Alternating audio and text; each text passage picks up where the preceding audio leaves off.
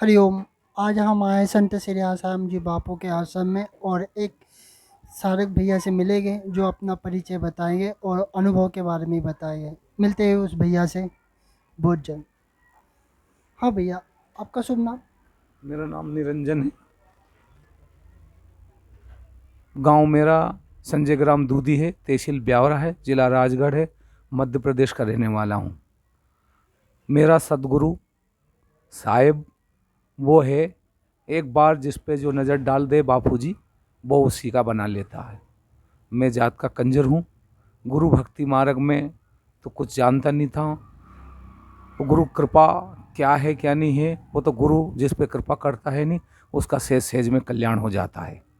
अभी देखो, हम लोगों की जात तो ऐसी है, खूंखार जात है, जो कुछ जानते नहीं थे। और एक बार हमारा हुआ विवाद, तो हमारे हाथ में कांग्रेस का ज़माना था, एक की मैंने गर्दन काट डाली थी।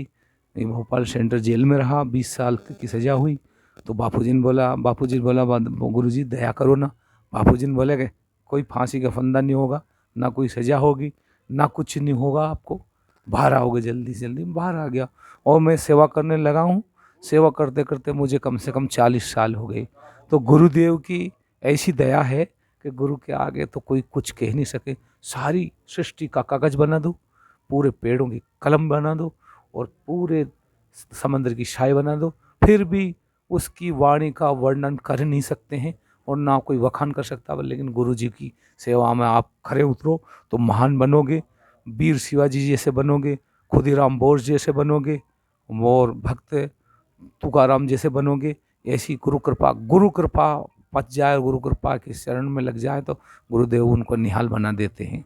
तो ये गुरुदेव की थोड़ी साधना में थोड़ा सा तत्परता से और थोड़ा संयम से रहें तो यूँ समझ लो आप है जो सेज सेज में तर जाते हो। गुरु गुरु की तो वाणी दुर्लभ है। मेरा सदगुरु तो कोई उसका बखान कर ही नहीं सकता है। हमारे बापूजी ऐसे दयालु हैं जो कंजर जैसी समाज पर, भारत में बहुत सारे कंजर हैं पर कम से कम 500 कंजरों से ज़्यादा मैंने दीक्षा दिला दी गुरुजी से। और ऐसे ऐसे ऐसे ऐसे ऐसे बने हैं कंजर कि कोई यूँ समझ लो बिना ध्यान भजन के बिना तो और रोटी पानी कुछ छीते नहीं। सूर्य नारायण को जल देते हैं, तुलसी को जल देते हैं और सेवाएं करते हैं बड़ी बड़ी जगहों। ये बापू जी की वाणी का, बापू जी का दर्शन का कदर लोगों ने जानी नहीं, इसीलिए तो आज भी है जो भारत पीछे जा रहा। अभी भी कदर करने का समय है। ध्यान दे के बापू जी की तरफ नज़र करके देखो आप। बापू जी कोई छोटी मोटी हस्ती नहीं, बापू बहुत दयालु हैं। 12 साल से जेल में रहने के बाद में बापू का चेहरा देखो, चमक रहा है सोने की जैसा चमक रहा। हीरे मोती कोई नूर कि इनकी चमक तो फीकी पड़ जाएगी, बापू की चेहरे की चमक तो देखो कि कैसी चमक है, चमचमाट चमक रहा है। हीरो का हीरा और मोतियों का मोती है। तो उसको ज़रा ध्यान से देखो। बच्चे बच्चे ऐसे ओजस्वी और तेजस्वी बना देता है जो वो दूसरे स्कूल वाले देखते ही रह जाते हैं कि इतनी पढ़ाई इतनी लिखाई इतने नंबर लेने वाले बच्चे गुरुकुल वाले। ऐसी गुरु की कृपा होती है। तो ये देश को नीचे ले जाने वाले लोग तो बहुत हैं, लेकिन ब्रह्मज्ञानी संत और बापू की शिष्यों की बराबरी ये जो बाजार में घूम रहे हैं उन लोगों को वो बराबरी नहीं कर पाएंगे। कितने पढ़े लिखे होंगे। बापू जी का एक छोटा सा बच्चा भले पढ़ा लिखा नहीं हो, थोड़ा दीक्षा का प्रभाव और थोड़ा जब तप किया हो, नियम संयम हो तो मान शिष्या हो जाओ। वो उसका तो धर्मराज यमराज ये सब उनकी पूजा सेवा करते हैं। ऐसा हमने कथाओं से सुना, संत महात्मा के मुखों अरविंद से सुना कि ब्रह्म ज्ञानी का शिष्य की तो सेवा करते हैं। तो ध्यान देकर सुनो और समझ लो, ये वक्त आने वाला नहीं, ये वक्त चला जाएगा ना। ऐसे संत महात्मा आपको मिलने वाले नहीं। इतना सहज इतना सरल। मैं बापूजी के पास में 17-18 दिन जेल में भी रहा हूँ। बापूजी ने बोला था कि निरंजन आएगा 12 साल पहले कि निरंजन मुझे ले जाएगा जेल में। मैं तो अपने आप को निरंजन समझ बैठा हूँ कि मेरे से बोला बापू ने, मैं ऐसे ही जेल में पहुंच गया। मैंने कुछ बना बनू के केस जेल में दारू मारू का बना के बापू जी पहुँच गए। बापू जी से मेरी कुछ गोपनीय बातें भी हुई। बापू जी ने बोला है निरंजन कोई जेल ने नहीं पकड़ा, किसी नेताओं ने नहीं पकड़ा, ना किसी ने पकड़ा, अपना काम हो गया और आप चले जाओ, मैं तेरे पीछे आता हूँ। 23 तारीख को मेरे को बापू जी ने जमानत करके बाहर निकाल दिया। बापू जी 25 तारीख को बाहर आए। बापू जी के इस संकल्प से ही सारी सृष्टि चल रही और चलती रहेगी। ये समझने वाले समझेंगे।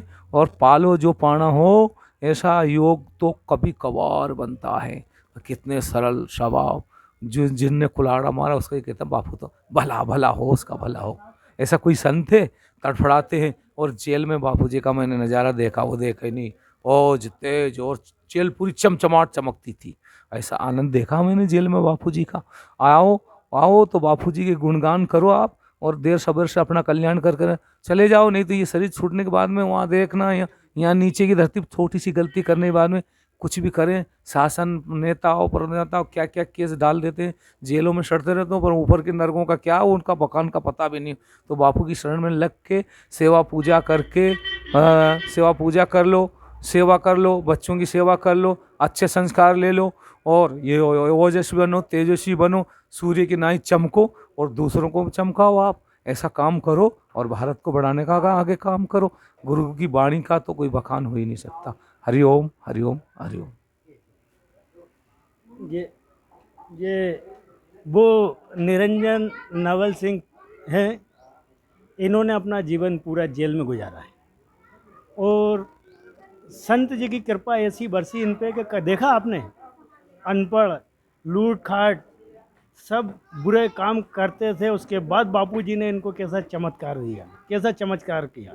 इसी प्रकार से संत जी ने इस पृथ्वी पे आके जो इस दुनिया के अंदर सबसे ज़्यादा बिगड़े हुए उनको संस्कार अच्छे दे के, कभी सोचा था आपने कि एक निरंजन कंजर ऐसी वाणी बोलेगा? ये सब संत जी की कृपा है, और हम इनके साथ में हैं, और इनकी बहुत बहुत कृपा है हम पे, जो मेरे को भी इन्होंने जोड़ा है। मेरा नाम रामचंद्र बमरेल है। भोपाल आश्रम में सफाई का काम पूरा मेरे हाथ में रहता है।